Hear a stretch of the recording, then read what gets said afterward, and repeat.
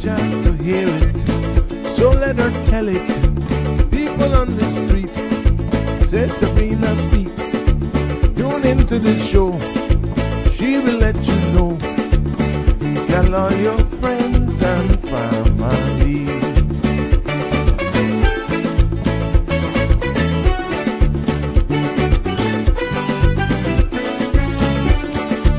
Real talk is no joke. You get the news straight up from grassroots and concerns. You hear some people gone. So tell all your friends to tune in to Good evening, Cayman. I'm Sabrina Turner, and welcome to Sabrina Speaks, your daily dose of clarity, truth, and community insights. Every weekday from 5 to 6:30 p.m., we're tackling the issues that affect you, from national headlines to grassroots concerns. Whether you're in traffic or winding down your day, this is your chance to hear it straight and speak your truth. So buckle up, Cayman. We're not holding back. This is the show. We gotta let you know. Now we got to go.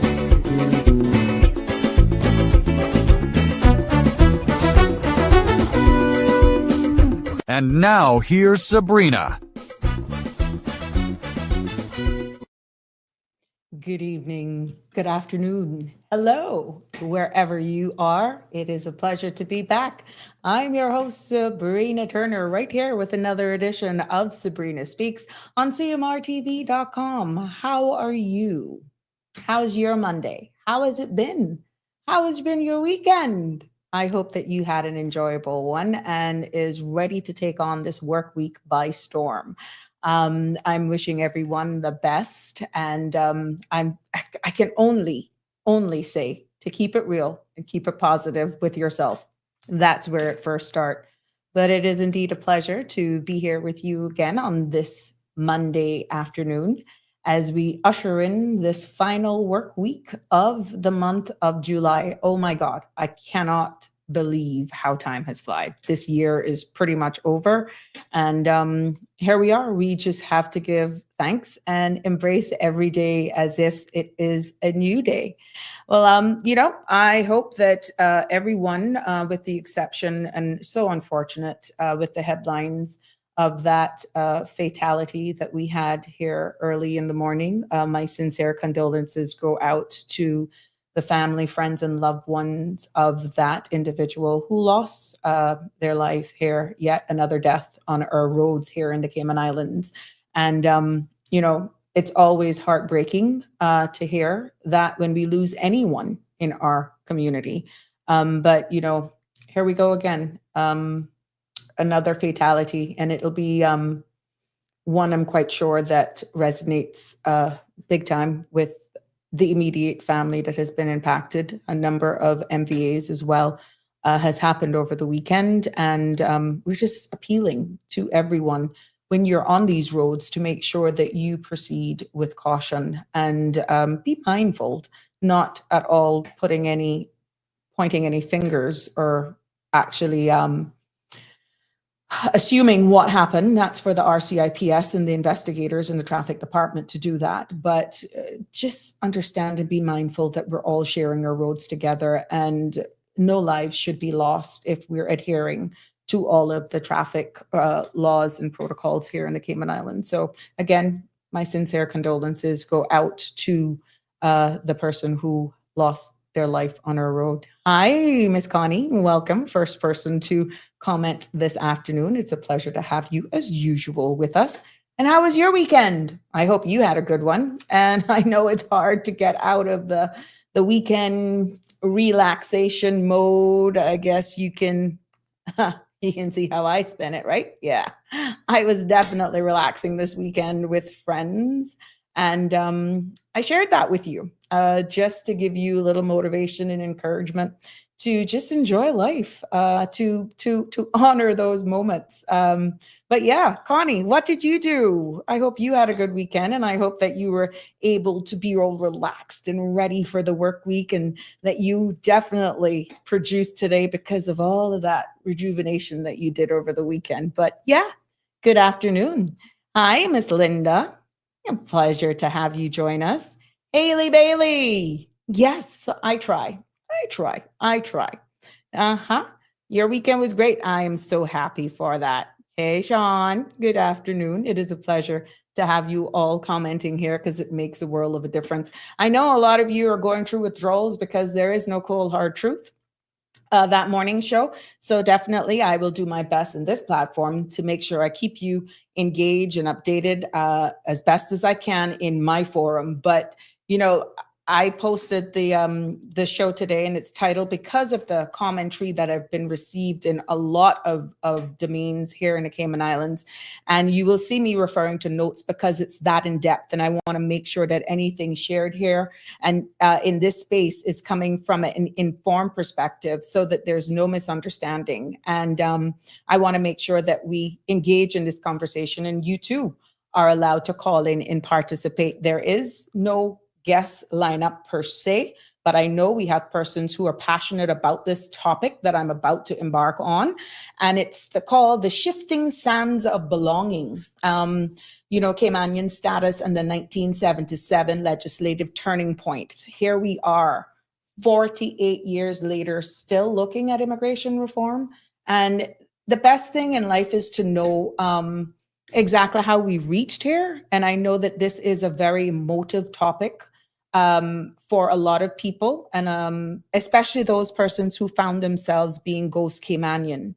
And this is just a platform for discussions. There will be suggested solutions for consideration, but again, your participation is critical with these topics because everyone, at some point, anyone born here after March 77, after 27th of March 1977, should know how we got here and what was in the mindsets, possibly based on information that was researched and provided, how we got here that we actually have to apply to be a belonger. And 48 years later, we're having the very same discussions, political pressures, societal pressures on our legislators. Same exact revolving door that happened 48 years is happening still today. Did we get it wrong? Is there more to be done? How can we address these critical topics so that we do not decaymanize, don't lose who we are? One of our contributors to the show, I can remember a caller called in and said, you know, this whole thing of applying for Caymanian status by acknowledgement, by entitlement and other pathways, but more so the entitlement part says that was put there to protect us. I can honestly say it was. When you look based on the research that I'll impart here with you, and again, for context, you know, persons who are actually doing this and are out there that are passionate about this, these are some of the conversations that we need to have. And there are some tough conversations that we have to have for even our legislators to consider when they're embarking on this reform. Some of the commentary and all that has been out there, you know, in regards to it being unfair, that can be looked at in its holistic and totality, where persons have felt that they have been here in some cases 19 years, 18 years now, and with this review that is proposed of going to 22 years. What does that mean? It'll be interesting to get the feedback on that, where you know, we draw the line and how do we empower and make sure that we protect our citizens to make sure that they're not disenfranchised. Again, having this conversation 48 years later, when you look at March 27th, 1977 to today, it's almost 49 years and here we are.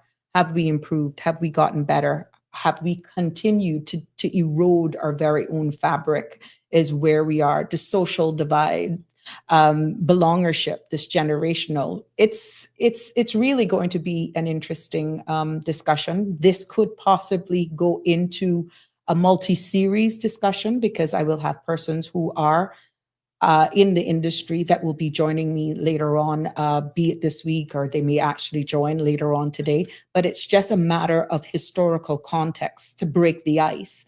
You may notice also in our neighboring jurisdiction, Jamaica, that they have now actually made it mandatory that any child born in that jurisdiction is subjected to a DNA testing. Have they beat us? Is that a where that we want to go? Should it be considered? These are all topical conversations that we need to have and for consideration as well as we look into modernizing our very own immigration system and going forward. But let me take me off the screen, yes. And let's get started, but not without saying hi to one of my besties. Yeah, one of my social media besties, Shaka Zulu. How are you? Yeah, fam. Oh, I even graduate to fam. Oh my God, Shaka Zulu. Oh Lord, I fam now. Oh, I made it. That made my month. But it's a pleasure as usual to have you. Hello, Miss Livana. Pleasure to have you as well. And when you look at the topic today, the shifting sands of belonging, Caymanian status and the 1977 legislative turning point. The secret of getting ahead is getting started. Mark Twain couldn't have said it better. And even though this is not first time that we're discussing this in this forum, I think the time is ripe right now in order to have this conversation and to get it started. But let's go into context. Let's break it down as best as I can, delivering it here for you, spending some time going back and research and all that sort of stuff to just let you know how we got here. Now, it's a lot, I must say, to digest in 2 hours. Yes, I said 2 hours, or maybe even an hour and a half.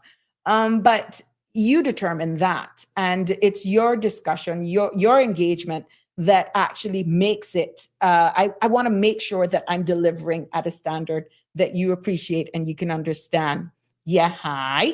Hi, Shaq. See, Shaka Zulu beat you. Two of you.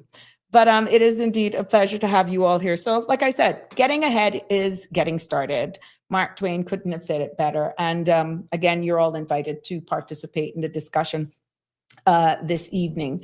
And I am no stranger to when it comes to immigration legislation, but I'm not going to be this one to just throw my opinion out there. I prefer to come from an informed perspective. So like I said, you will see me referring to my notes. That's to make sure that I'm on point, keeping on track so that you will understand exactly how we got here.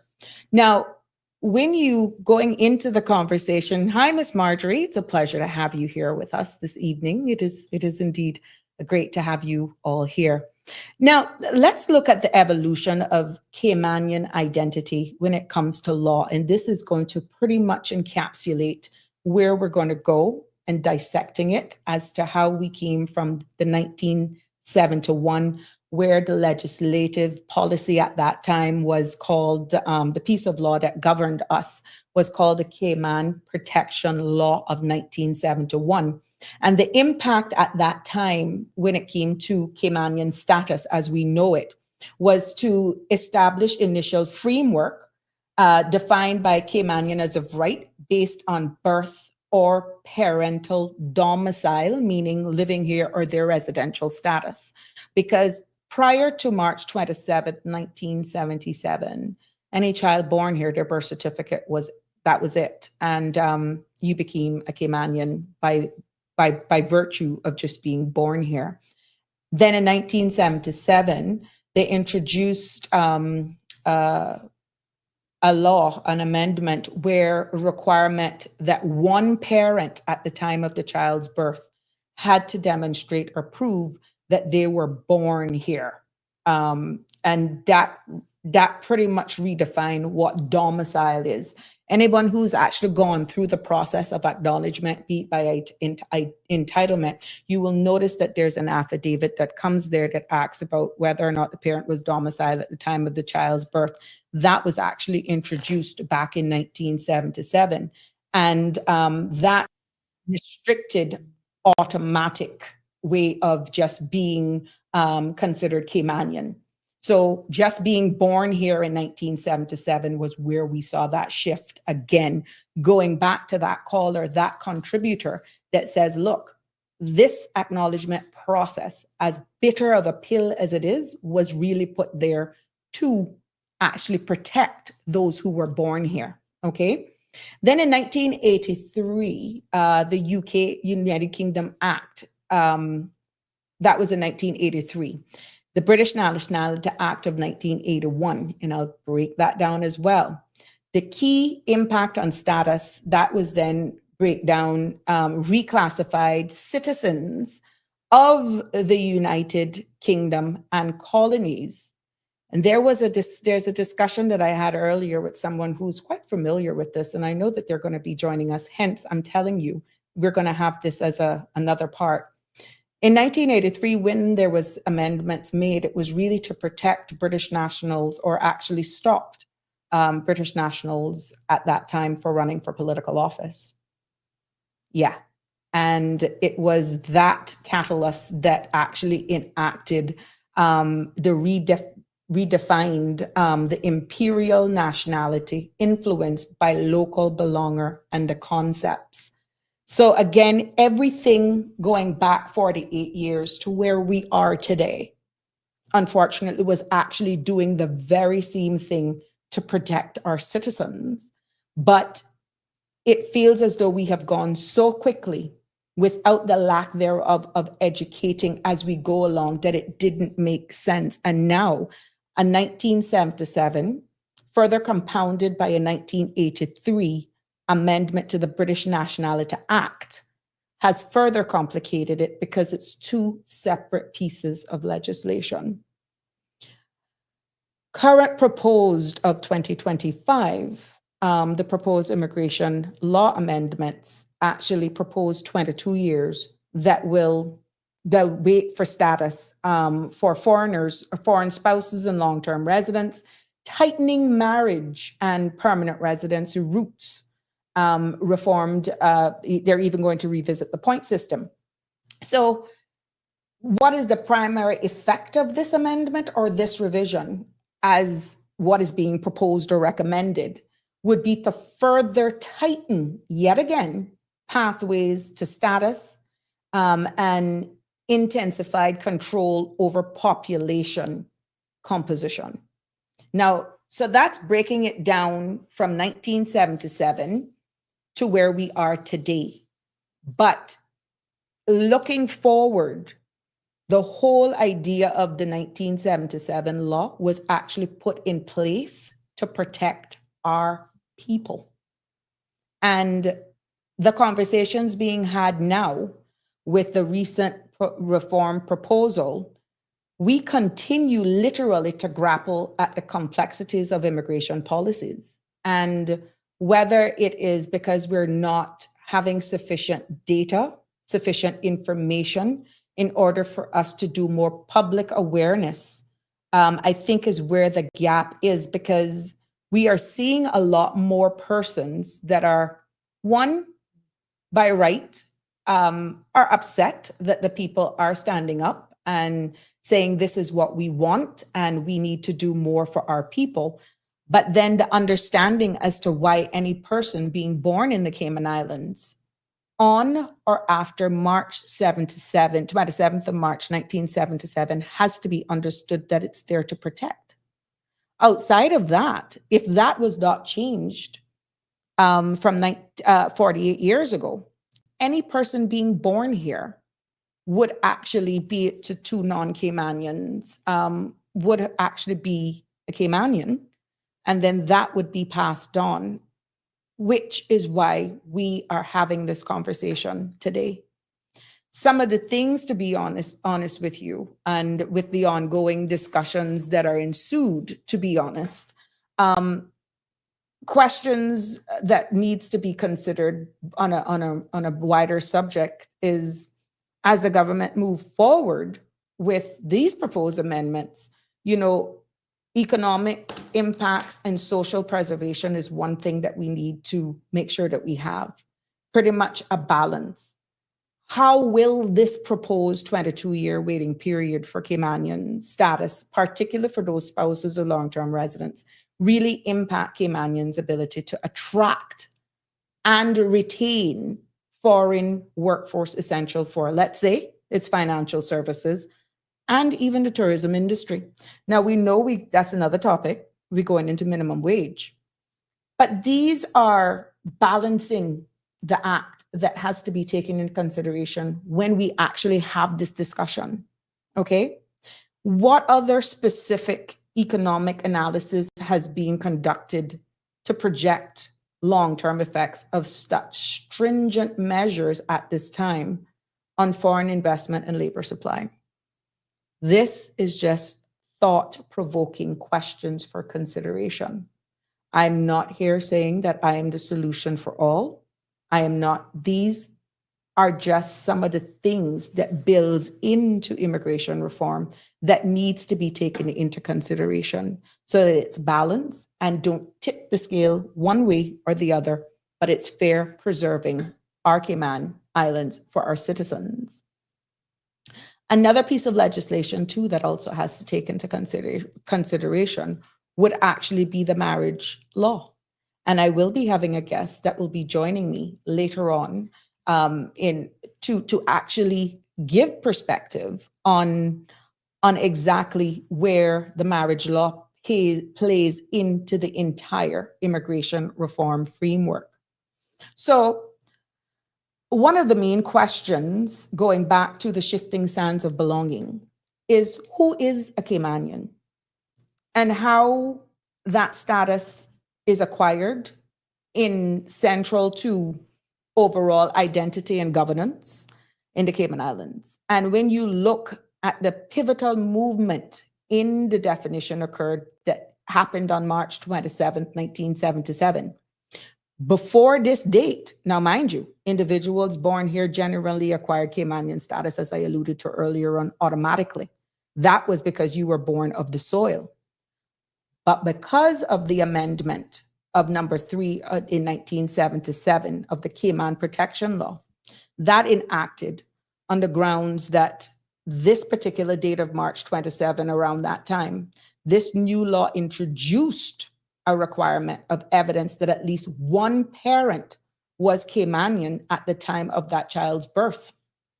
And right now, as it is, when you actually have a child right here in the Cayman Islands, you fill out the birth registration card.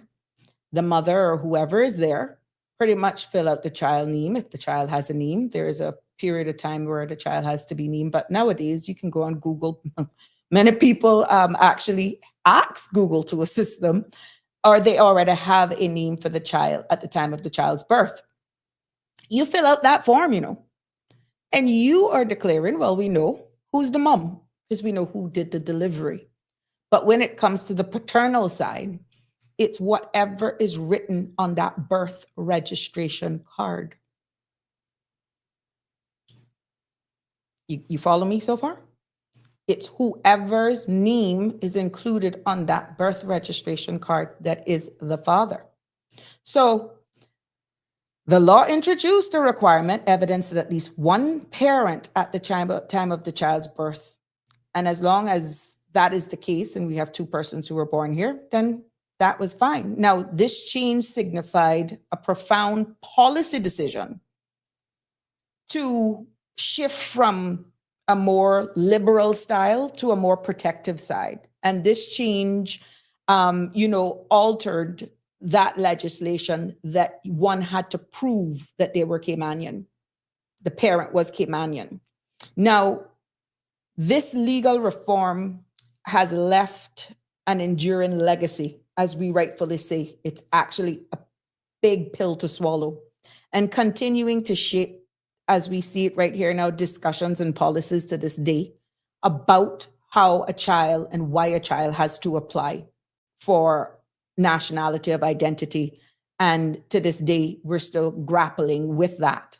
But I am here to state that in all honesty, our legislators at the time of doing that was actually doing that to protect our very own existence, in making sure that we were proven to be Caymanians at the time of the child's birth. But if you notice what I said, when once a child is born, we know who the mother is because the mother would have given birth to the child. Can we always say that the father is the father, which goes into another conversation that Jamaica now has mandated that a DNA is done of every child at the time of birth. Is Cayman ready for that?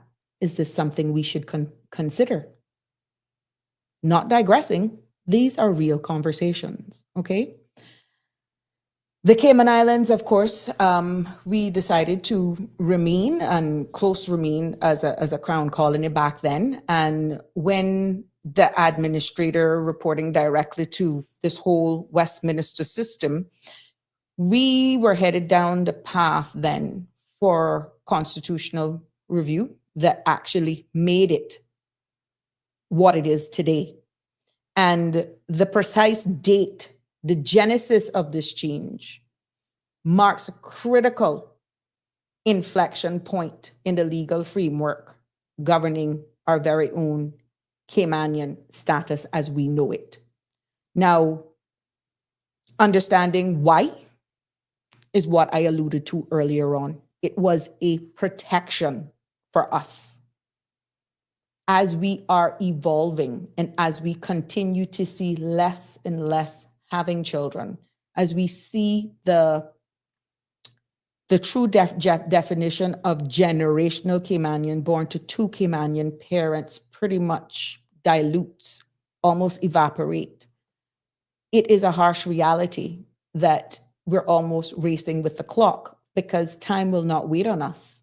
But it takes a collective effort of every one of us to participate in forums like this, to actually question your leaders and making sure that you go out when these reforms and discussions are being had, so that 48 years later, we're not at the very same place because we fail to have the difficult conversations.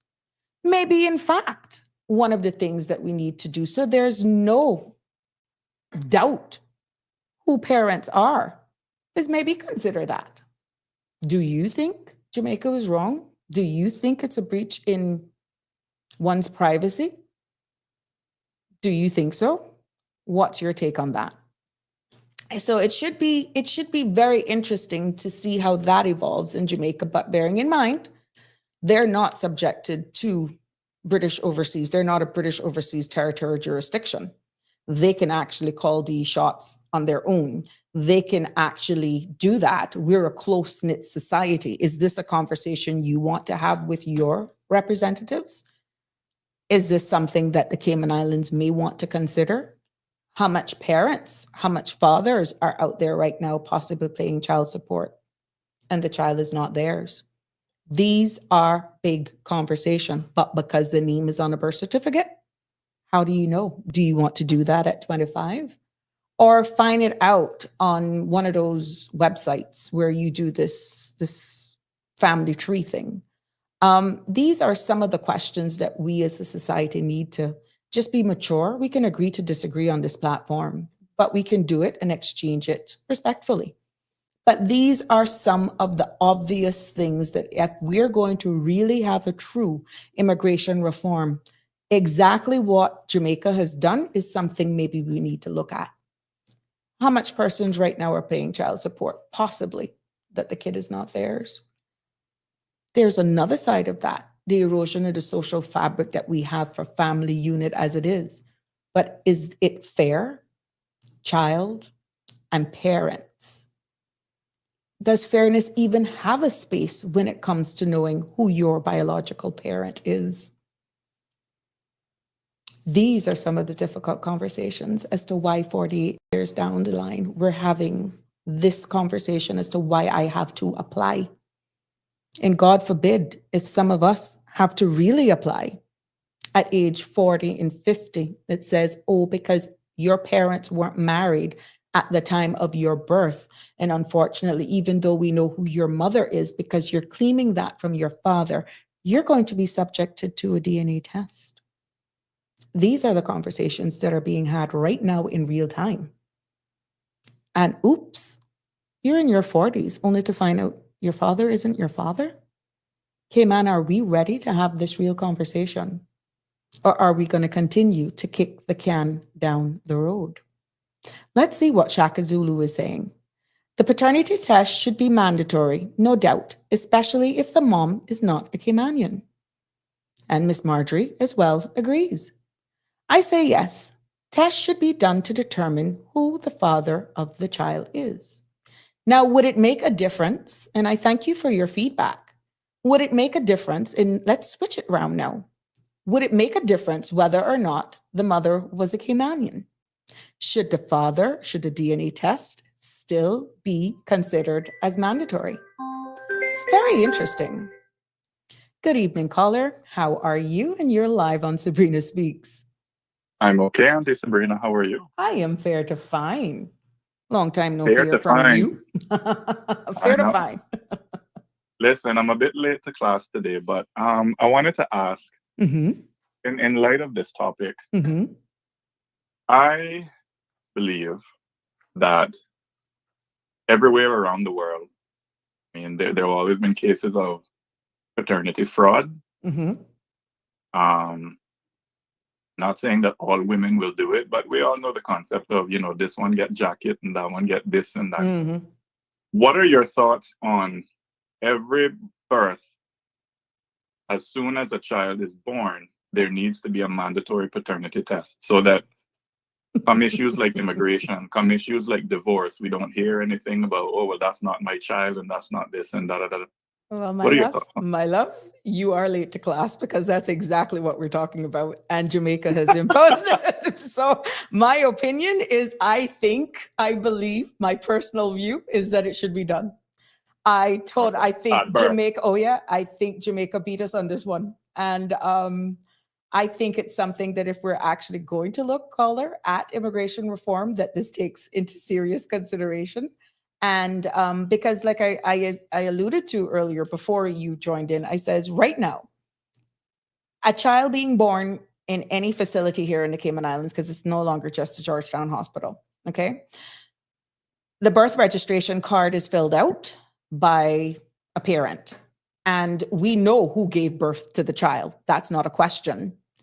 But the part where it says father, you write in whatever name on that form. How do we know that that's the case? There is no reason for doubt. And I mean, this could spark a bigger conversation. Well, what do you mean? That's confidentiality. But it goes right back to your very same question. There is no room for doubt when that is done. So, caller, my opinion is that it should be done. Because how much now with this Ancestry.com, for example, go and they're looking for their parents only to find out some is 50, 60 years old and they just realizing sometimes that they have another family in another country because who they thought was their father or mother, father is not their father. Yeah. That's real. I mean, we're finding out ties right now because of this Ancestry.com. That people would have never known before. So with this immigration reform that is being proposed, and we're having this conversation now, the genesis and the shifting sands of belonging, how did we get from 1977 to have this conversation 48 years down the line, that we still have to apply for status by entitlement? That very same process 48 years ago was implemented and further solidified in 1983 to protect us. Making sure, not with a DNA, that one parent at the time of the child's birth was Caymanian. Prior to 1977, any child being born here automatic became a child of the soil. So when they saw this inflation between 1977 and 1983, and 1983 not only saw that, but 83 in the amendment to the British Nationality Act of 1982 was amended again to further protect our Caymanian citizens from British nationals being able to run for political office. Well, exactly. So I think also what we could use. I know places like Iceland does it. I think we can do it here too. I think there needs to be a national database of like a national family tree. Everybody's mother, brother, sister, uncle, grandmother, son, daughter. everybody is registered. I mean, it would serve many purposes to have that information, but I agree. I think that there needs to be mandatory paternity testing at birth for every single child in the Cayman Islands. Anyway. But then it has caused a dividing force because it has interrupted our socioeconomic beliefs and everything. Because I have friends that are really close to me that are ghost Caymanians, as they define themselves, and they have revolted from applying for this, which this topic I had to actually bring forward because I still get the question, why do I have to apply? Saved by the DNA and looking at legislators 48 years ago, this was what they had to do with social and political pressures put on them 48 years ago. And here we are in 2025, finding our legislators under the same societal pressures to do something. Before you joined, I also spoke that there's a possibility that the Marriage Act also in this big immigration reform will have to be reviewed. Because now you're pushing it, as reform suggests, to take into consideration that even persons married to Caymanian will have to be here for 22 years. People are saying that they find it's unfair. Is it? Looking from your perspective, what are your thoughts? Do you think it's unfair if we're doing everything that our people are asking us to do to protect our very own core, our very own foundation as belongers? It's really a delicate balance, but I'd like to hear your view on that. My view. God, where do I begin? I would say I guess I would say to all those quote unquote ghost Caymanians, right? You know, that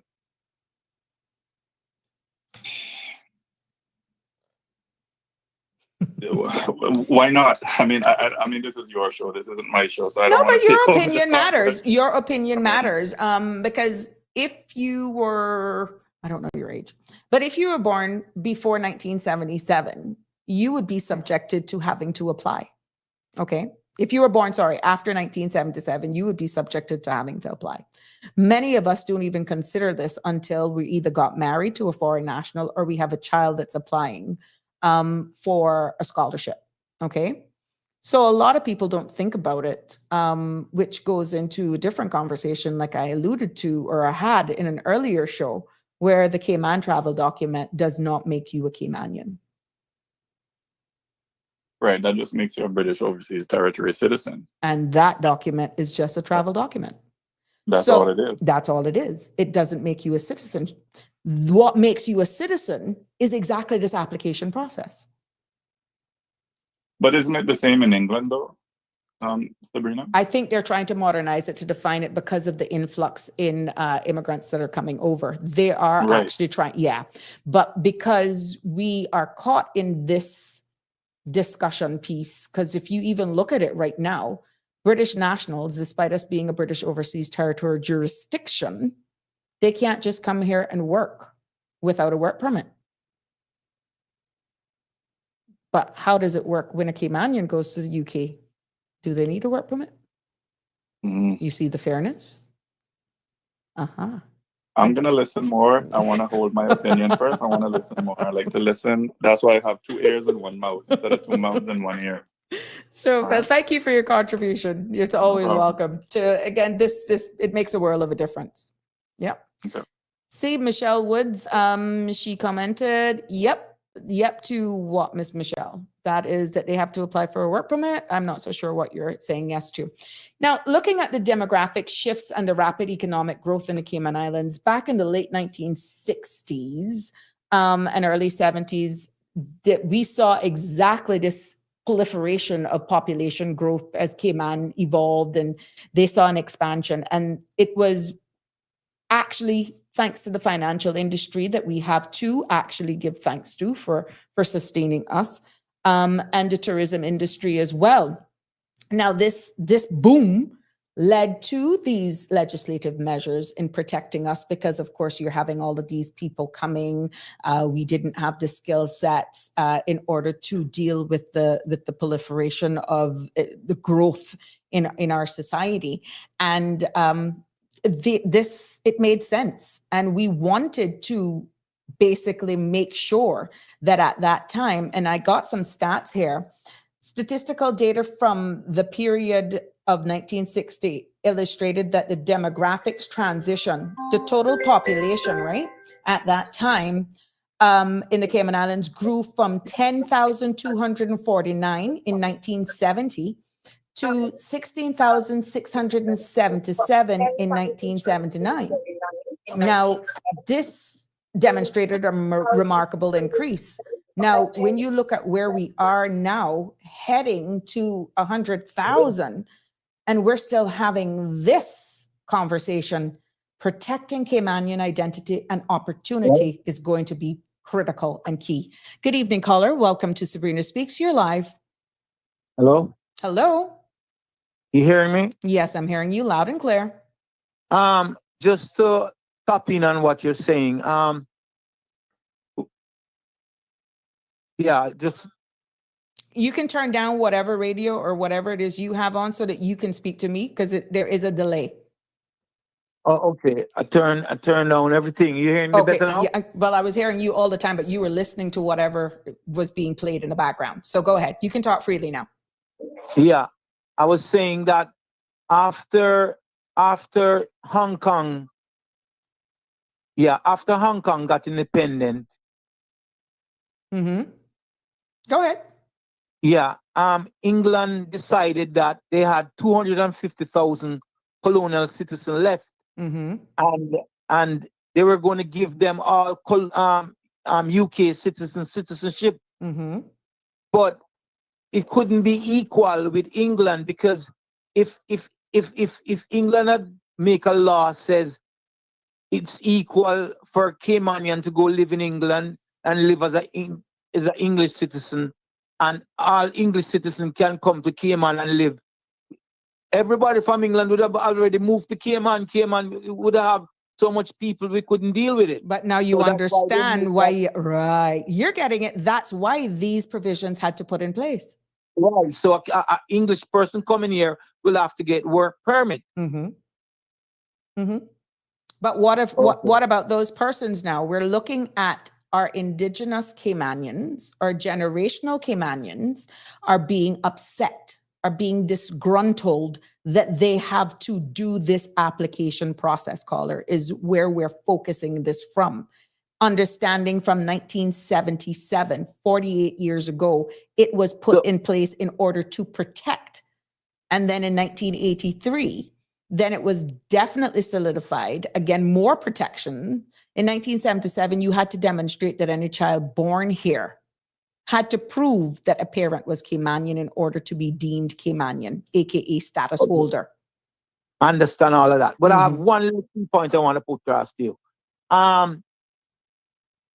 England, you said that we made legislation to stop any English citizen from becoming a member. At that time, 83, under the British Nationality Act. That was why that was put in. I'm not saying to date that is the case, but do you know to date, any English citizen in England can go to Jamaica and run as a member of parliament, and if he win, they have to accept him in parliament according to the constitution that Jamaica have right now? Well, that's a big discussion, I understand, right now that's being had with one particular person that's running over there right now, and your people are not happy with that, from what I'm understanding. Oh, you're talking about the leader of opposition. And this is by no means getting into their politics. What I'm saying is people are still looking at generational, is what I'm saying. Yeah, but he gave up, he renounced that citizenship because he was a born Jamaican of English parents. So he renounced citizenship. So he's no more considered of a second nationality. But I don't know. It's tricky. It's very tricky. I want to point out one thing to you. Go ahead. How can an American whose father eligible, well, DNA then prove that he's the Caymanian is the father.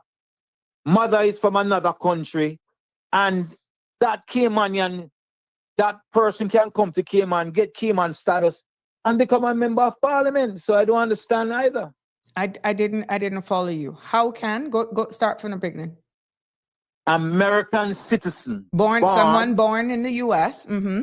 Right, of a Caymanian father, and a naturalized American mother, and he comes here and he gets Cayman status, and he can hold public office. He's a member of parliament. But how that works, I don't understand. Because they're considered generational Caymanian, and that would have been demonstrated by the very same example that you gave. The fact that you gave is that the parent is Caymanian. So we are saying then that the right now we could have a future premier whose father is a Caymanian, born in America, can come to Cayman and become the premier of the Cayman. An American citizen can become the premier of the Cayman Islands. As long under the Elections Act, as long as the residency requirement, aka like domicile, as we were alluded to under acknowledgement, is met. Yes, because it doesn't change the fact. It doesn't change the fact that. Hold on. If we saying then, our present premier is an American Caymanian. Yes, through generations of being the father that's a Caymanian. And that have been proven, and legal and ordinary residents were met in accordance with the elections law. So can we say, who is he? Is he an American or is he a Caymanian? He would be a Caymanian, generational Caymanian that they're wanting to go to. He's Caymanian. Okay, so the same thing applied to Tara Rivers then? Yes. All right, I don't want done my credit because I don't free call, so we catch up another time. But it was nice chatting with you, Miss Sabrina. It is a pleasure. Care. I hope that actually cleared the air and you were more informed now. I don't know all the airs that need. It's just the confirmation if me and you are on the same page. But they're Caymanian. Huh? They're Caymanian, and that can be proven. The father is the father. I am not denying the fact that they're not Caymanian. But what I am saying that an American citizen can come and hold the highest office in the Cayman Islands because they're generational ties. Because of their generational ties. That is not somebody who came here by way of a work permit, got naturalized, and no generational connections. In this particular case, they have generational ties. So in our legislation then, any generational Caymanian who's born in another foreign country, whether it's Russia, Ukraine, America, China, and once his father is a Caymanian, or a parent, pardon me, or a parent. In the case that you're alluding to or saying is the paternal. Would it be the same if it was me having a child in Russia as a Caymanian? Would you then tell me that my child would not be entitled to be a generational Caymanian when my mother was from Cayman Brac? No, I would never say that. But it's the same scenario. It could have been a mother. Yeah, so we're saying either, but you see, the mother is the mother, Don't care where the child come from.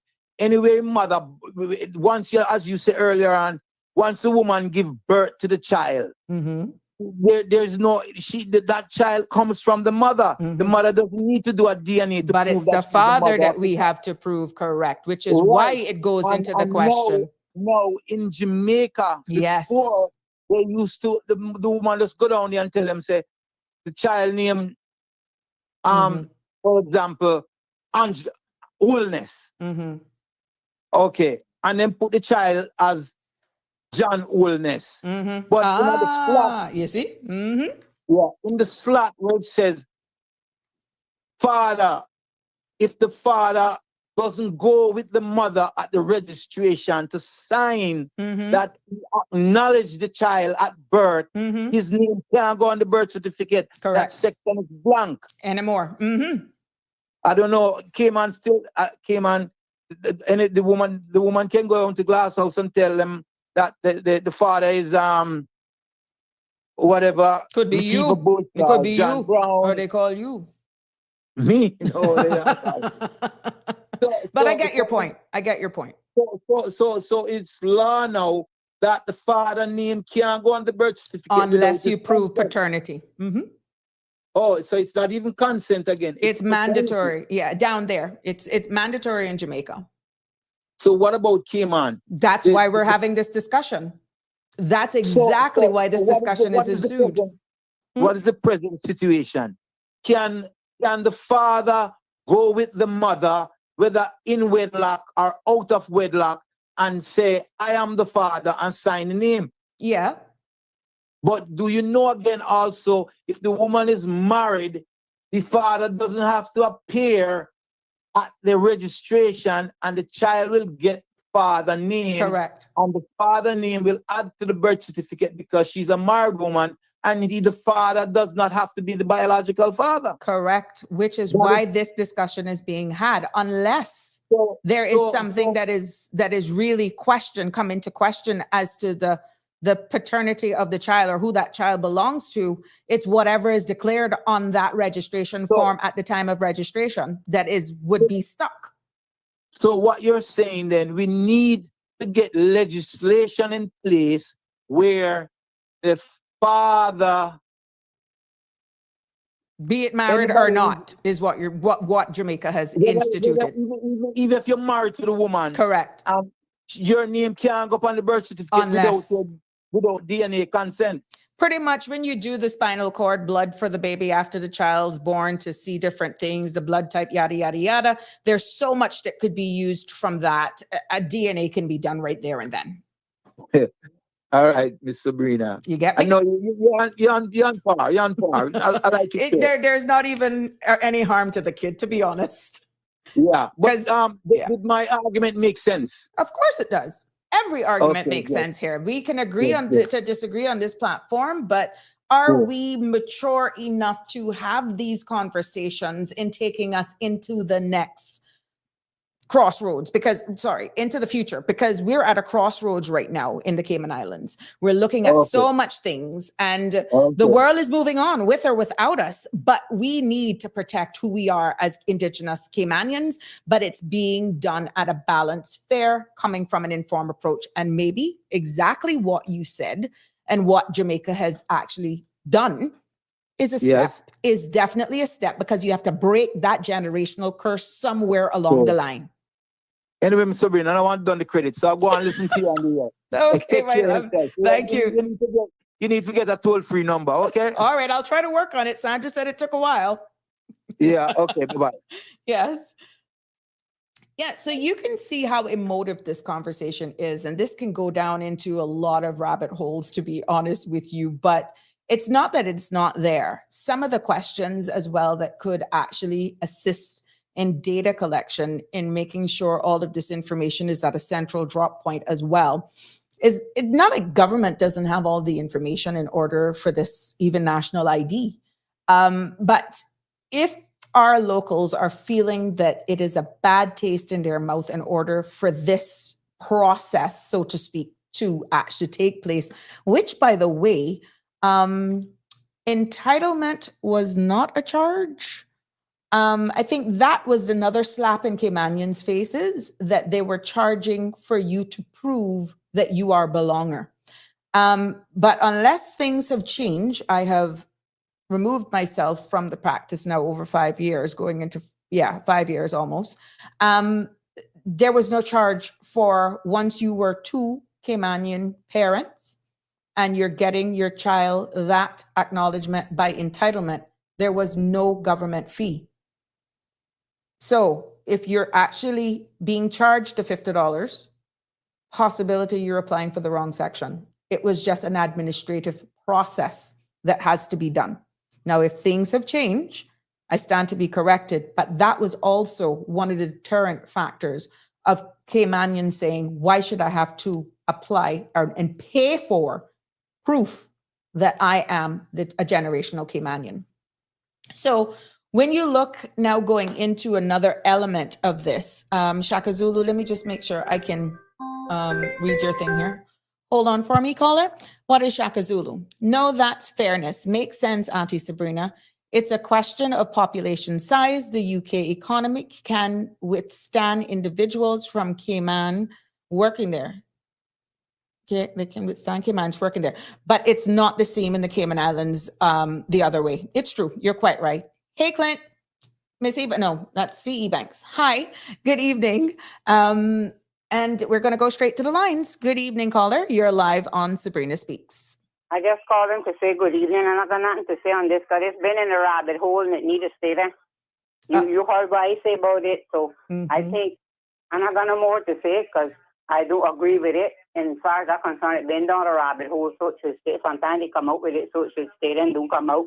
I just want to say hi to you. Hi, thank you so much. What do you think then about making it mandatory for every child being born here that a DNA test is done to prove that the father is the father? Well, I don't know. That would be better than them having to what call it. Because like I tell them, if my two don't prove that they're for my husband, they're for his brother, his father, and I didn't go that far, so because I'm not a duck person, so they could come and do a DNA on them any day, and they're two Martinez's. So that would stop a lot.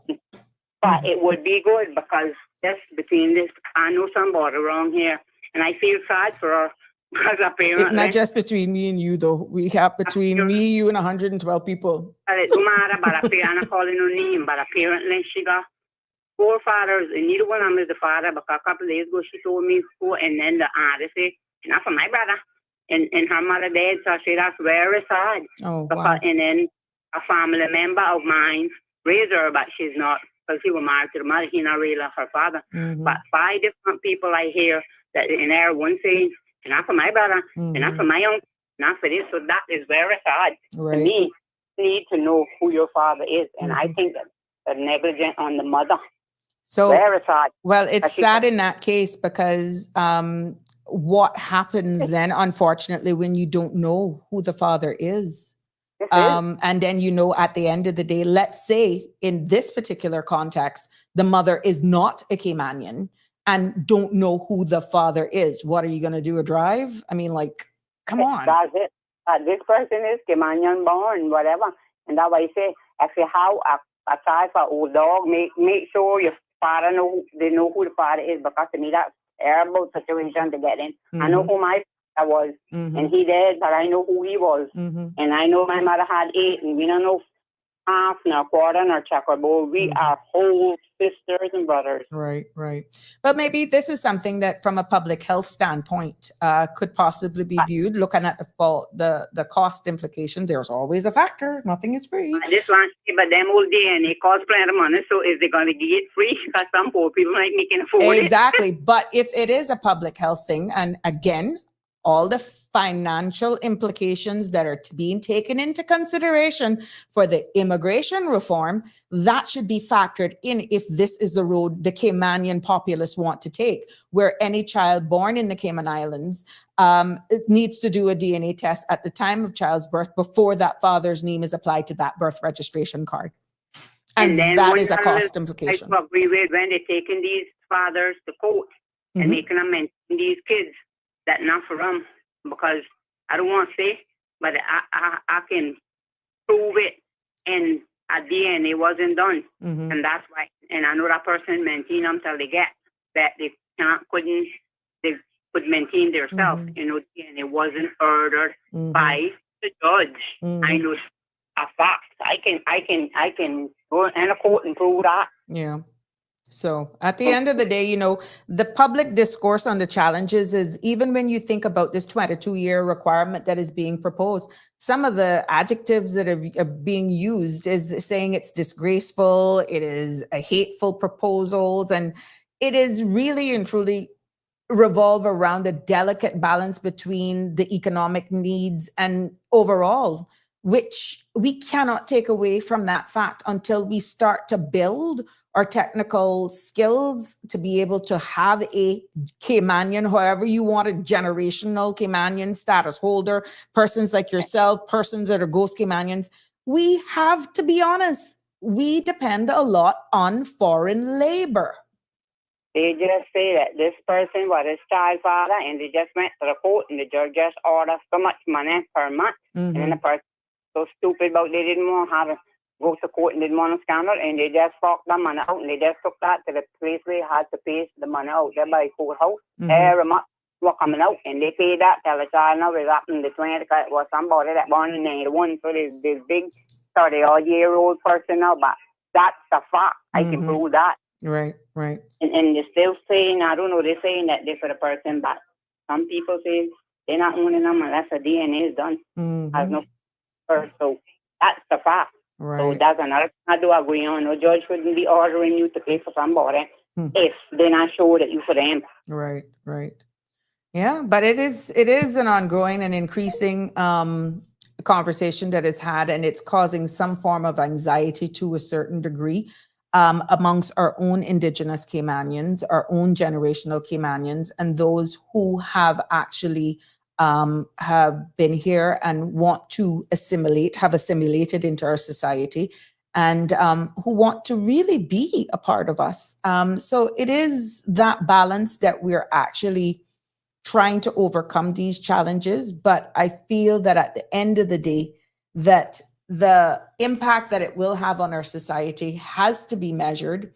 It has to be discussions and forums of this nature or otherwise has to ensue with data, factual information, and to just run because of political pressure and saying this is what we're going to do is going to possibly cause an imbalance in what we know as ties. And I feel one of the ways in actually trying to actually walk and chew gum at the same time and try to not repeat history is to honestly consider introducing the DNA testing as an automatic requirement, as Ms. Marjorie actually so supports. And we have gotten that feedback from persons here, and I'm quite sure many more will comment on this.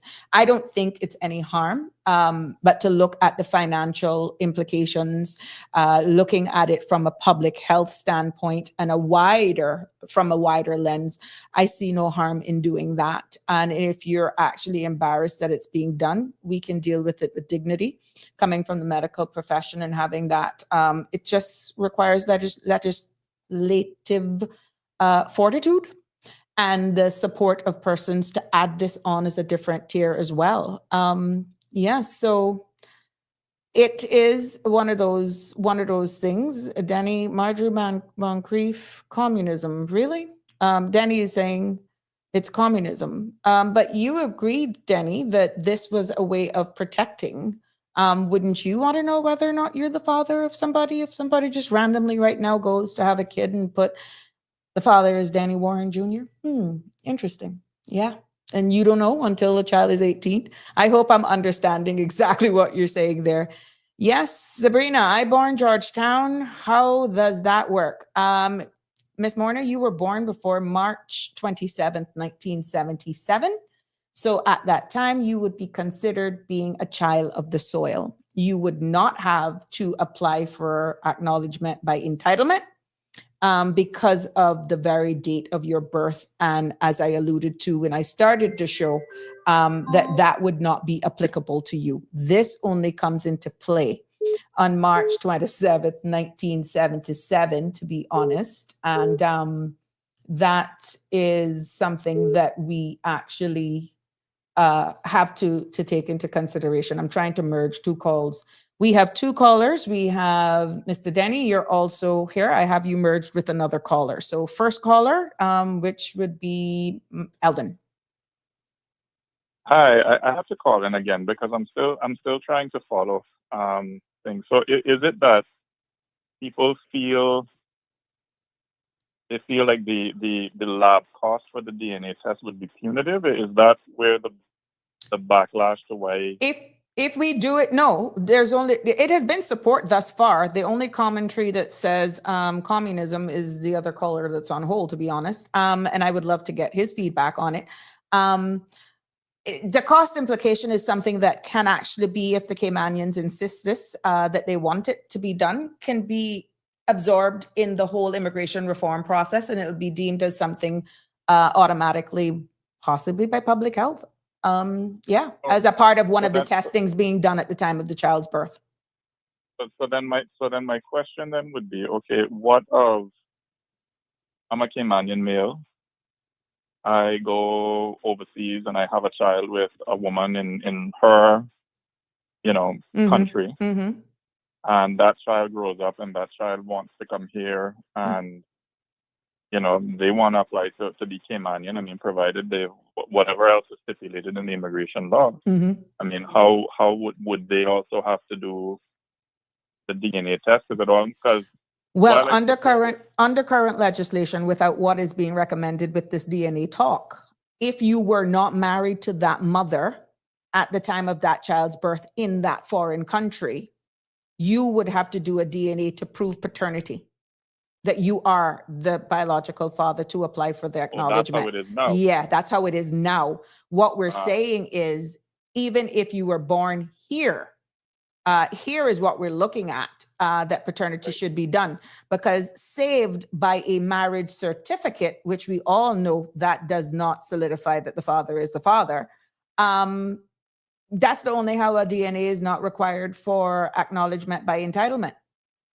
If you're married at the time of the child's birth, and I say Eldon is my husband, so our kid got be for him. Could be for the pool man, but you married to me, so for Danny. Hey, yeah. Oh God, don't. I'm curious to hear what you have to say. I'll listen. Well, he's here. He's here. Okay. Good evening, caller. You're live. It's your turn. How are you doing? I am fair to fine. I want to hear your feedback on this one. You hear? What if I have a child by you? Well, if we have it out of wedlock, I guess that's what the law says. Yeah. We would have to prove paternity. In this case, I'm the foreign national. You're the dad. We would need the DNA anyhow, just to prove that you are the father, because I'd be claiming that child's citizenship as a Caymanian through the father. What I hear people saying in a lot of instances is they want the government to intrude in their lives in ways that are dangerous. And I think it's because we've been sheltered from some realities in the world. And we haven't really tasted what it tastes like for a government to be extremely abusive. And it's not until you find yourself in a situation where the government has hooks in you all over the place that could give them information and powers that could really have detrimental impact on your life. And it's almost as if we think we're immune to that. And that really bothers me. It's like, let me give you an example. When I think about the digital ID, the thing that comes to my mind is that we've forgotten the phrase, the saying that says, never put all of your eggs in one basket. And do you know what a 0-day vulnerability is? 0-day vulnerability? No, I can't say. I don't understand that phrase. Do you know what remote code execution is? Denny, no. I want you to share it with us as we all learn in this space. Okay. All right. Well, technology, unfortunately, has lots of flaws. And in addition to that, governments foolishly, I mean extremely foolishly, demand in many instances to build back doors into systems that should really be secure. And what that does is make those systems vulnerable. Because think of it like this: the more openings you have in your house, the more susceptible we are. That it's not really that difficult, right? But the questions I asked you is about whenever there are vulnerabilities discovered in operating systems that allow people to exploit them remotely. Right. They can on occasions gain privileges that allow them to do any single thing they want. I mean, anything. But where does that tie into where you're going in regards to us saying we want to break that cycle and making some accountability? Because I'm quite sure there are a number of fathers out there paying child support right now that if this comes to fruition, probably they are not the father of those children. You're telling me that we all have to give our DNA? No, I'm not saying that we did. No, I'm saying moving forward. Wait a second. No. That's the same thing. That is the same thing. We don't all need to give our DNA for some people who question whether a particular child is theirs. Those who I know my children. I know I don't have any other children. Okay? So it shouldn't be very difficult for those who have questions for them to deal with it. We don't all need to. This all costs money. Which I said that. I said it. Nothing is for free. And we're constantly asking government to do more. And at the same time, we're complaining about inflation. Government, the cost of running government and the indiscipline of government going over budget and borrowing money is one of the primary causes of inflation.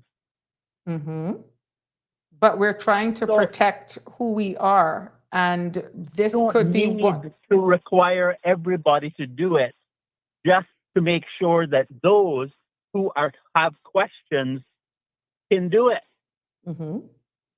That's I fail. All right, if I know who my children are and they know who their children are, why do they need to do a DNA test that will cost the government money? Because the way it's going to be pushed is, we'll just do this because it's for a good, but it has a cost.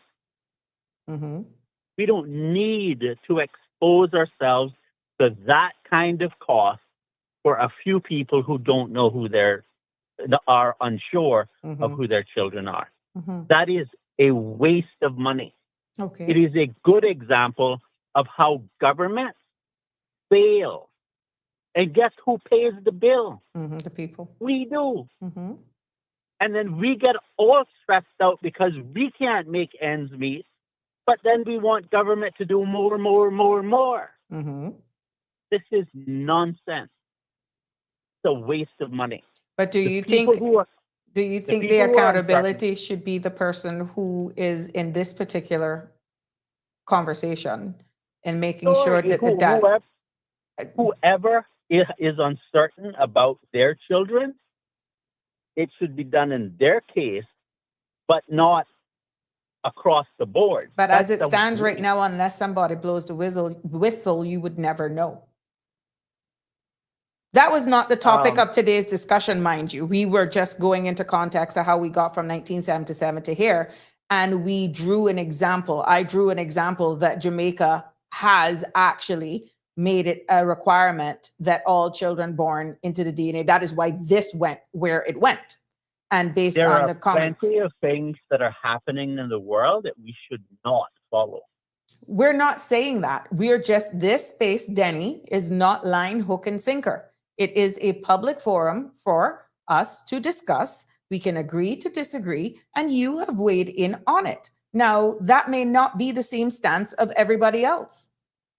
So we respectfully take your viewpoint, but everyone is entitled to their opinion. The mere fact that we're actually having this conversation is why I love this platform.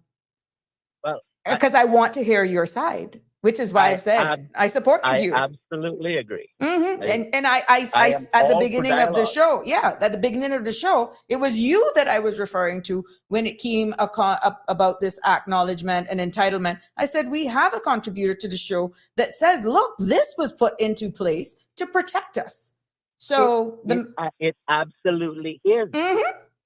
But we don't need to have everybody do DNA testing in order for that to protect us.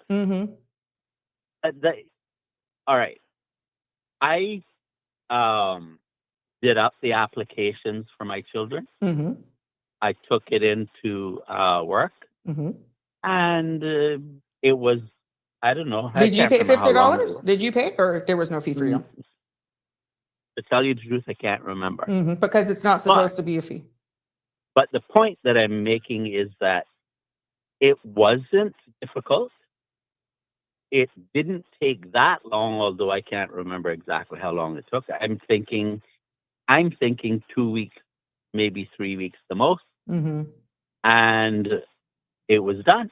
But Danny, we're not saying about you. We're saying, how do we change the conversation now to be more palatable by those persons that are saying, Caymanians, it is a slap in my face that I have to do this process. That's what we're trying to get over the hump. Okay, let me address that one.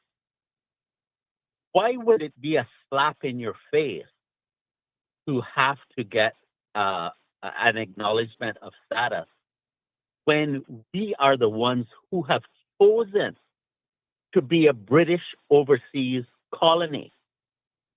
But we're not ready for independence. That is a whole different show. That's not the point. The point is that if you make a decision that you want to be a colony, that is the consequence of being a colony. So how do you then turn around and say it's a slap in your face? If you want to be subordinate to another group of people, I don't understand how you think, well, no, I want to be a colony, but I want to have my own citizenship. How do you, that's irrational. But so that is why I love these forums and these discussions, because you have persons that are right now having children, let's say 5, 6 years old, that the parents themselves haven't done what you've done for your kids because they were born after 1977. So you realize where it's now this educational forum that we have to do in order for them to understand why they have to do under the current section to apply for it. It's fairly simple. If I think about it, the question I have to ask myself is, if you didn't have to get an acknowledgement of status, it would mean that anyone who comes here who are not Caymanian and have children, their children would automatically become Caymanian. That's exactly why 48 years ago, it was put in place on March 27th, 1977 to stop exactly that. So why is that difficult for people to understand? Because now you have some generations, 20 years, 2 decades after the fact, that says, look, I do not want to do that, which is why I felt context matters. And history, which you have been alluded to on other platforms, had to be simplified. And I'm hoping by God's grace that today this has opened the eyes of so many to realize that it wasn't a bad thing 48 years ago, that it was actually protecting us. It was actually brilliant.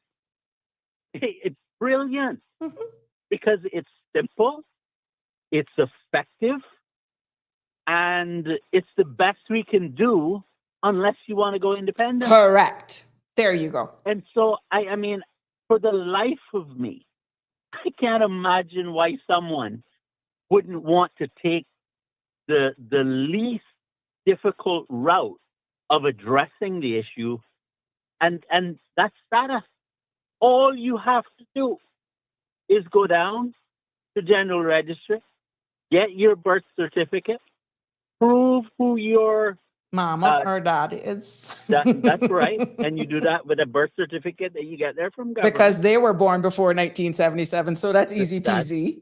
That's right, and then you just make your application, and it's done. It's simple. And what it does is that it prevents people from making the claim that, oh, no, I should be Caymanian.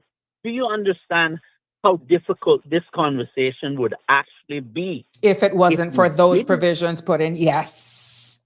My God. Yes. And the caller who was just before me, he raised. I'm still here. I'm listening to you. Sorry. I didn't realize you were still. I'm listening to you, Danny. I'm listening. Here's the problem. We actually still have people all over the place who actually have a right to be Caymanian. They're just living in other countries. Correct. Right? And so that's a valid aspect that he's raising. So when he says when he asked about, would they have to do a DNA test? Well, what if 100,000 of them decide to step forward? Then we got 200,000. No, but you see what I'm saying? Yeah, I get it. It has a cost implication for the government, which it shouldn't. Which I said, it is up for the people. I believe that government gets involved in too many things. And I'm not saying to you that government shouldn't be involved in regulating this. Right. It is a national discussion, to be honest. Yeah. But who should pay for it? The individual should pay for it. Now, I'm not saying to you if there are people who just simply have no means, whether there couldn't be an assessment for people like that in particular situations. But right across the board, requiring that as an expense on government, that don't make no sense. So, Danny, would you to find sort of a middle ground? I mean, because I hear what you're saying about the whole going down to the registrar and getting the certificate, the birth certificate, and what have you, right? In trying to find a middle ground, would you potentially be persuaded to support having it mandatory? Everyone pays for it privately, but I mean, then it being means, let's say that it. But why does everyone have to do it? Let's say that everyone pays because let's say it were a law that every child born in the Cayman Islands has to have a paternity test just so that we can have it on the birth certificate that there is no question of doubt as to Danny is the father, for example, right? And if it's proven that you are the father, after you've paid that money, government then reimburses you that money. It's sort of like I think you were kind of alluding to it just now, like a means. Yeah, but that's only for people who have a question, find themselves in a situation where there's a question about whether the child is for them and whether that person actually has the means or not. I'm not suggesting that we should do something across the board with reimbursement. But other caller, I think what Danny was alluding to is that if we constantly open up the government by this DNA, because this is genomic sequencing now and all that DNA, that database, letting them into our personal space right now, how much more are we going to allow them in our personal space? Because now you're talking DNA samplings, which pretty much they get it from the spinal, from the cord blood anyhow, Danny, for the babies. They do that for different genetics. So what is the concern? Is it because on one hand I'm hearing Danny talk about the cost? I'm hearing also about 0-day attacks and that sort of thing. I mean, what is the, like, I mean, we're looking at potential solutions. Correct. Okay, That's what we're you- trying to do. You're looking to for a certain things. solution. All right. So the principle that you want to use is you don't want to use a cannon to kill a yellow bird. But And where this we're is a going now cannon is to all kill a- digital. We realize that everything is now going Well, no, digital no, at that- some point. That's a major mistake to put everything online. And okay, are we going digital voting? Why is it a mistake? Are we going digital voting? I wouldn't compare digital voting to this. To this. It's two different things. Yeah, but no, but I think they serve two different purposes. but the Sabrina just said that everything is going online. Yeah, but I don't think she meant everything as in everything. Where we're evolving, it's faster, it's more efficient, it's working smarter, not harder. And like you rightfully say, everything has a risk, Denny. And it's not like government don't have all of this information at their disposal now, putting the light on the national ID. It's there. It's just housed separately. Okay, the government having it is only one element.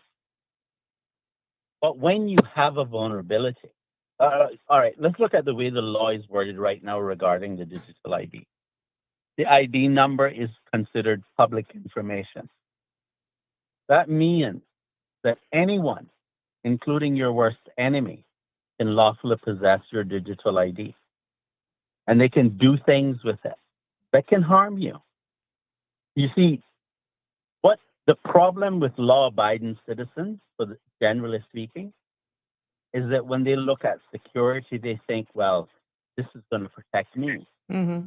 But what criminals do is they look at it and they say, well, how could I use that against the public?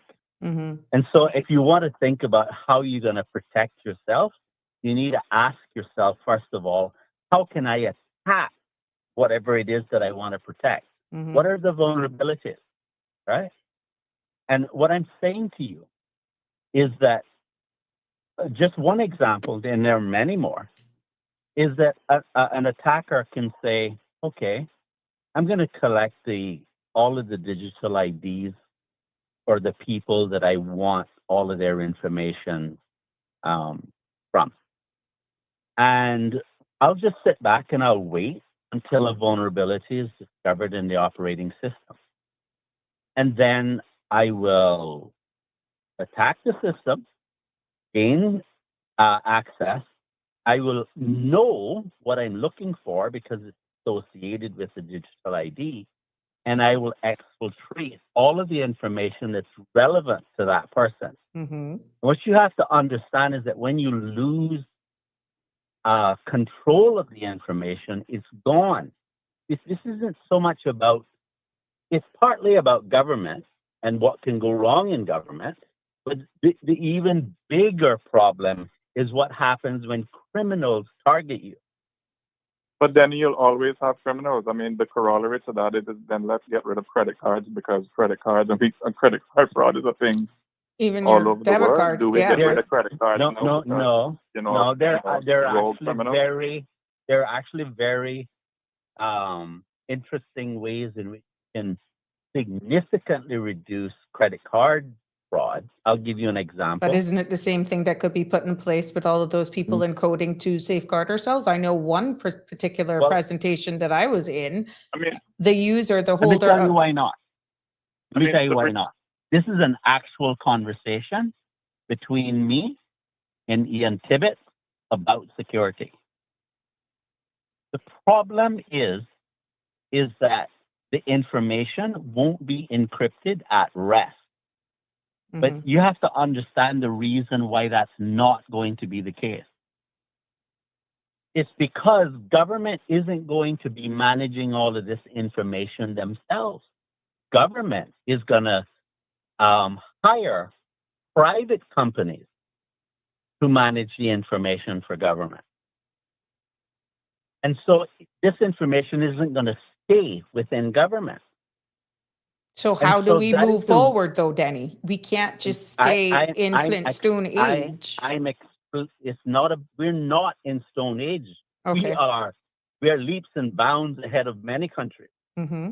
But I'm trying to explain to you what the issues are, because until you appreciate why it's a problem, Because of you third won't. party handlers of the information and not just the Cayman Islands government? Well, what are they going to do with your information? They're going to sell it.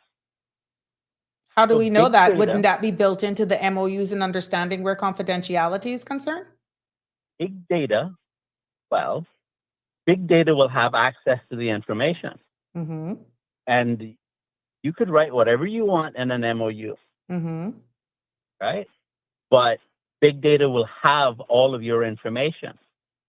And whatever they know, you won't be able to erase from their mind. And you're thinking about this in a very legalistic way, but that's not how criminals operate. They don't care about laws, all right?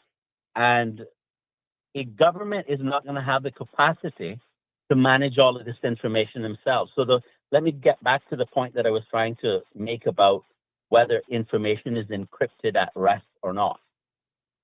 Because it's not encrypted at rest, that means that once a criminal breaks into the system, it's kind of like breaking down your front door, and now that you're inside the house, you could see everything that's inside the house. You could pick up what you want and take it. But if you had it encrypted at rest, then they could see that there is something inside the house, but they can't tell exactly what it is. And it would cost a lot of money to try to break the encryption to gain access to the information. But that's not what the government isn't going to encrypt it in that way, because they want to be able to share it broadly. So this term, stakeholders, people might think they know what that means, but I don't think people understand how broad that term is. But how do you bring it round into context of us moving forward as an evolving jurisdiction and putting it back to protecting who we are as belongers and actually the consideration of DNA being done? We understand the cost implications that you alluded to, and it shouldn't be a government thing, right? We understand that. As the Caymanian people wish to be a colony of the United Kingdom, meaning they have decided to be second-class citizens, as long as they make that decision. And not go independent. Status is the best possible option To protect that who we we could are. possibly do to protect who we are. But there are other things that need to be done, which I have said to candidates leading into the last election and the government subsequent to the last election, which it seems to me they're ignoring. And I'll tell you what it is. They're not going to properly address the putting a constraint on the number of people who can get status grants in a particular period, say a year. In 2024, there was 1,561 status grants issued. The births for the population were 860, if I remember correctly. That is for the entire population. The Caymanian element of those births, maybe 400 or 500, maybe. So how long do you think we could have a system in place in which people desire to grant status and grant status at a rate that is 3 times that of the Caymanian birth rate? And when I ask, is there a scenario in which that circumstance should ever be acceptable, answer I hear is no. And then I say, well, okay, can we make it illegal to do that? Oh, we can't do that either. What I'm saying to you is that there are some things that are happening in this country that the average person does not understand. And it is being done by the very people they elect. And if this government does not make it unlawful to grant a number of status grants which are in excess of the Caymanian birth rate, and I think it should be a small percentage of the Caymanian birth rate for the previous year, which would make it self-adjusting, and you wouldn't have to continue to tweak with it. It would be a very rational policy. And the other thing is about jobs for Caymanians. Mm-hmm. This idea of using that terminology is unwise. Let me give you an example why. If you had 12 positions Mm-hmm. and you wanted to reserve 2 of those positions for Caymanians, when you say that position 1 and 2 are for Caymanians, what is it that you are implying about the other 10? Mm-hmm. You're saying they're not for Caymanians. And what you have to understand is when that kind of argument goes to court, Mm-hmm. anything can come out on the other end. And the way to solve it is simple. You can protect the need for businesses to have work permits and at the same time be able to protect the Caymanian population if you do the following. You say that you change the law, you put in a provision in the immigration law that says what the purpose of that legislation is. And one of the things you need to list as a purpose is that all jobs are for Caymanians. Mm-hmm. However, where a Caymanian is not available, a work permit may be granted. However, no work permit shall ever be granted for position number 1 and position number 2. Mm-hmm. And in other words, it has to be said the opposite Mm-hmm. of the way people think about it, which is all jobs, certain jobs are for Caymanians. Yeah. And so when you go to court, because there will certainly be lawsuits, when you go to court and the court says, well, okay, let me interpret the law, the court is going to see a provision in there that says the purpose of this legislation is to ensure that all jobs are for Caymanians. Mm-hmm. And it's going to say it has made a provision that where there are no Caymanians, you can get a work permit. But you can't give a work permit for job number 1 and job number 2. Because those are And it's clear. protected. Mm-hmm. And so we will be protected not only just by word, But in legislation. In legislation, and the court will be clear on how to interpret and protect the Caymanian people. That is not being done. That's the opposite. The deputy governor came on your program and he said, oh, we're going to do a regulation that says certain other in the jobs civil service. Mm-hmm. Right. Do you know what that means? That means that when Makiba 2.0 shows up on the political scene down the road, he can wipe out that regulation without even consulting the public and do what he wants to do. So were you for what the DG said versus what you're saying here? For clarity, because I don't want anybody to miss what you're saying. Yes, I agree that certain jobs should only be for Caymanians. However, we should not word it that way. We should word it like I just said. All jobs are for Caymanians, and the restrictions should be on whether you can get a work permit for certain positions, which has the same effect as saying all jobs are for Caymanians, except that you have the clarity when someone challenges it in court that we would win. Okay.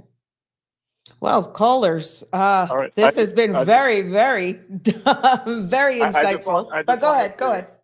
I just want to say, and then I'll get off the line. I think I'm understanding now. So in bringing it full circle to your question to those people, those quote unquote ghost Caymanians, who are saying why, I think that, they should know that the requirement to apply is not a judgment on their heritage. Correct.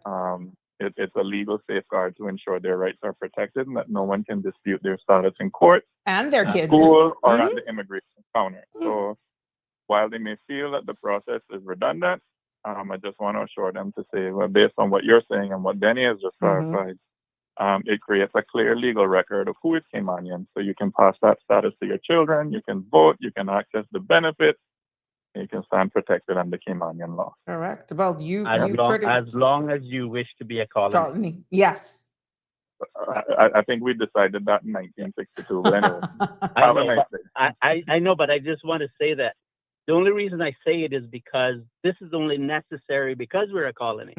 If we had our own status, meaning independent, then that would not be a topic for discussion because you would be a child of the soil. Now, future considerations, Denny, in encapsulating this shifting sands of belonging, as our show was titled today, Caymanian Status in the 1977 Legislative Turning Point here for the Cayman Islands. Future considerations would include, the whole role, what role should our community even play, as you're rightly doing in this forum, in shaping the future immigration policies? And how can public discussions like this on forums just like this could actually include the voices are heard, including those long-term residents and expatriates who have contributed to the community? These are things that you need to consider. That and only it as well. We are a small island nation. And what lessons can be learned looking back from the past immigration policies of 1977, the amendment in 1983, and to make sure that we have sustainable and equitable future for our people is something that we really need to consider. Well, we're not going to have a good outcome if Caymanians continue to become a smaller portion of the society. The populace. Right? That's not gonna end well. If you think that the conversation about, getting status is contentious, wait until I know where you're going. Okay. No, say it. Instead of us dealing with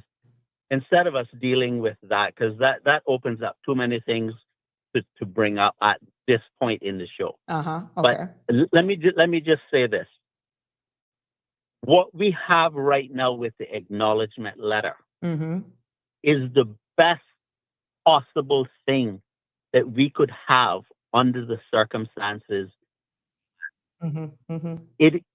I would like for people to just say, if you don't really fully understand why that's the case, please write the show, call the show, and tell us what is it that you don't understand so that it can be explained. Well, it is welcome. It is welcome. I mean, confident. You have gotten a platform. I've allowed you to. We don't know, and I know this is probably going to be a 2, 3, or even 4-part series, because I know people will be willing to talk about this in more depth, but I have allowed you to expound, to give your opinion, and I welcome it. Trust me, I do. But I want more to also weigh into this, because just like how you're feeling about the data collection and protection and the risks and all of that sort of stuff, really on a national level, DNA. That's the big conversation too, Daddy. Moving forward. You see what I'm saying? So we've allowed your opinion. We've welcomed you. I have given you this space, and I thank you for your contribution. But it would be interesting to hear the other perspective from other persons as well. Yeah, and I all I'm trying to say right here at this moment is, people, if they don't really fully understand, please ask questions so that we can have the conversation, so that there is clarity about why the acknowledgement letter is the best possible option for us. Taking an offense to that doesn't make sense. Right. So let's have a conversation so we can be on the same page of understanding why it's a good thing for us. Well, I know we got some comments here from Belika. If there is no cap on status grants, the government is not serious about immigration reform. Simple. And then we have our Kim and Brack weighing in, Carrie. We have no more rights in our country as long as Jamaican status are running the country. No native attorney general, chief justice, chief magistrate, and there is a problem. We are told we are not good enough for those positions, and our people just sit back and accept it. I'm here to just share all the comments from my supporters and contributors to the show. So I will make sure that we put these, and again, this space is topical and we are going to discuss them. Another commenter, work permits bring in approximately 400 million per annum. There is the other noose around the native Caymanians next. And Miss Marjorie said, explain by who? I want you to give Miss Marjorie by what? Explain by who? Contributors, specialist people to it. Carrie, my citizenship is for sale. Ask. Oh, really? Oh, Lord.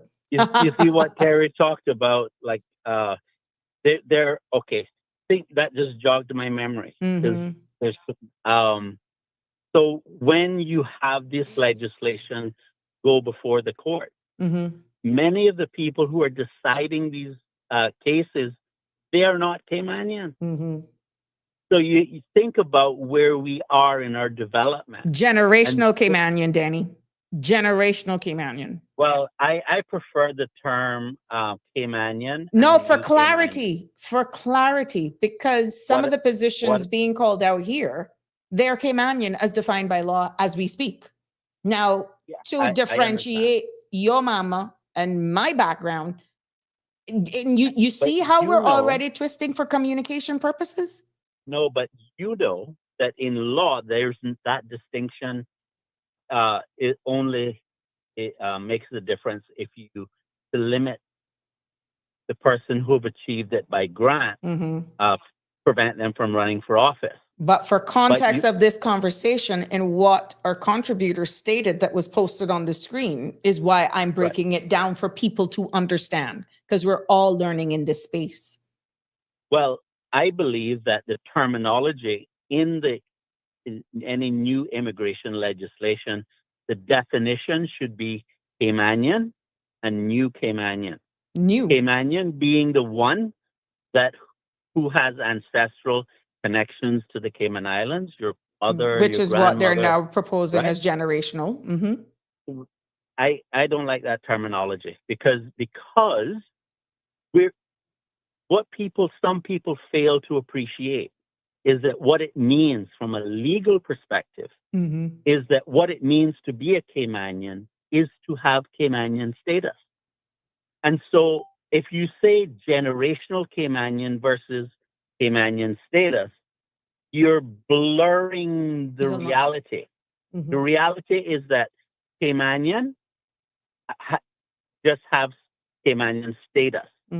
And someone who has Caymanian status in the way that Caymanians think of paper Caymanians, that's the same status, except with one restriction: they can't run for office. Right. And so the better way, the more transparent and correct way to describe both of them is Caymanian and new Caymanian. And so when you say new Caymanian, then all you have to simply explain is, well, the reason why this person is called a new Caymanian is because they can't run for office. But isn't that creating a divide, which is another show? No, and it only takes Danny to take me into overtime at 6:48 p.m. Let me tell you why it doesn't create a divide. Because I am not asking for the law to be changed to allow this reality to occur. These two concepts already exist in law.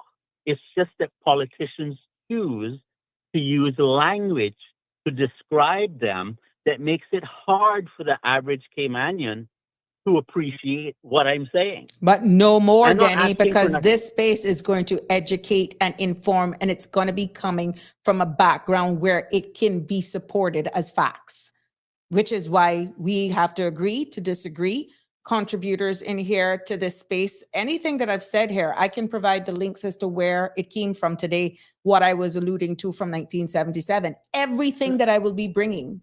And I know you do a lot of research, and people hear you all the time, you know, so. I agree with what you're saying about the history of it. I have no objections to what you're saying about the history. They're facts. But what I'm saying here about the definition of Caymanian, all I'm talking about is the difference that I'm talking about is just the term that you use. Yeah. The concept already exists in law. And so if you say that what I'm describing would cause a divide, then the only way I could think that you would change the concepts that already exist in law is to say that there's no difference between what a person would call a generational Caymanian, which I say is a Caymanian, and a status holder, is to do away with the distinction altogether, which means that they could run for office. Well, and I'm sure that's not what anybody is asking for. Lead me there, because this has opened up about 5 different shows and topics. And it's one thing to get your opinion and your thought-provoking perspective, but it's also good to include others as well. And this is why we're going to learn together.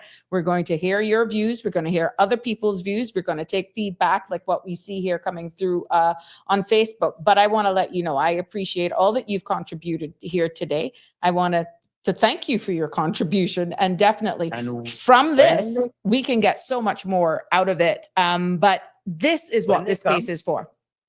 When they come with their opinion, I want them to address the issues that I've raised. They, as in the government? Yes, and the general public. Well, because in other words, you just said, wouldn't that cause division? I asked a general question. That I'm quite sure a lot that has been on the lips of many, based on how this is being approached, which is why, as I heard you say, it's it's delicate, and the other caller as well. Yeah. So this is why I love with this space. We respectfully agree to disagree, getting the facts out, and everybody's perspective has value when it comes to Sabrina Speaks. So do have a wonderful evening, and looking forward to your continued participation as we continue to grow in our space right here. Take care. Take care. Well, there you have it, ladies and gentlemen. And I want to thank you for all of the feedback that we've been getting. And I hope that by ways of this, we can actually, besides those persons who wanting to sell their citizenship for 5 cents, like, really, Carrie? Gosh, I thought it would work a little bit more than that. But yeah, thank you so much for your feedback. And I hope that by means of this show, that you took away a lot of historical context. It doesn't stop here, though. There's so much more that we can go into, which is why I put into the public's domain in those questions, taking for consideration, you know, given the ongoing debates about immigration and the proposed 22-year wait for status, how can we as the Cayman Islands balance the economic development with the preservation of Caymanian identity and the opportunities for our citizens? That goes straight into what Danny was talking about, protecting of certain jobs and protecting certain industries for us. But he agreed all jobs should be accessible for Caymanians. It doesn't matter. You don't carve out certain positions. It should be any position once you meet that requirement, and should be given an opportunity or clear pathways in order for you to one day get into those positions. And again, what role should the community play in shaping future immigration policies? We're doing it right here. Public discussion. And how can even those who are on their way to possibly acquiring Caymanian status through the permanent residence that is not deemed Caymanian yet, contribute to this discussion, and who have really chosen to be a part of our society, has assimilated, has actually embedded themselves. When you look at some of these NGOs, thank God for some of them. Thank God for some of them. That's the truth. Even congregations, thank God for some of them. Church congregations, thank God for some of them. They're a part of this discussion as well. And for the sheer size that we are as a jurisdiction, what lessons can we as the Cayman Islands learn and draw from the past immigration policies, or none thereof, including 1977, 1984, 83 changes, to inform that we are heading down a sustainable pathway, that it's equitable for all of us citizens here in the Cayman Islands. So yeah, but just before we just go, totally agree with DNA testing from Alton Moxham. And yeah, whoa, that was a lot. I know it was a lot, Connie, but we're hoping that there was some takeaway. And yeah, we just need to be able, I know that these are going to be some hard-hitting conversations, and we will break it down. And if there is, again, any particular area that you want to delve down into, do a deep dive into, not necessarily this belonger. I think we've beaten this 1977 up enough to say why we got to apply for the right to be Caymanian, for acknowledgement, entitlement. But moving on to other thought-provoking conversations as we grow. I welcome it. I welcome the discussions, and for all of those persons who wanting to be more on this platform, you're also welcome to join me in the discussions and make sure that we can educate our society. It has been a pleasure bringing you another edition of the Sabrina Speaks Show. I hope that you were enlightened. I hope that you were informed, and I hope that there was a lot of information that brought things in full circle for you so that you can appreciate what was dealt with 48 years ago that is still relevant today, the impact that it has on us today. And if we're not careful, could we be having the same conversations 48 years from now? The choice is up to you. Let's see what we can do together in this space. Until tomorrow, have a safe and blessed Monday evening. God bless. That's a wrap for today's edition of Sabrina Speaks. Thank you for tuning in and for being part of the conversation. Remember, the dialogue doesn't stop here. Stay engaged, stay informed, and most importantly, stay empowered. We'll be back tomorrow at 5 p.m., same time, same place, right here on CMR TV and radio, where your voice matters and your truth is heard. Until then, Cayman, take care of yourself and each other. That's it for today's edition of Sabrina Speaks, where your voice matters, your story counts, and your truth is always welcome. Join us weekdays from 5 until 6:30 p.m. right here on CMR TV as we dive into the topics that matter most to you. Catch the show live or on demand at cmrtv.com. And don't forget to follow us on Facebook, YouTube, and Instagram so you never miss a moment. Until next time, stay informed, stay engaged, and always speak your truth.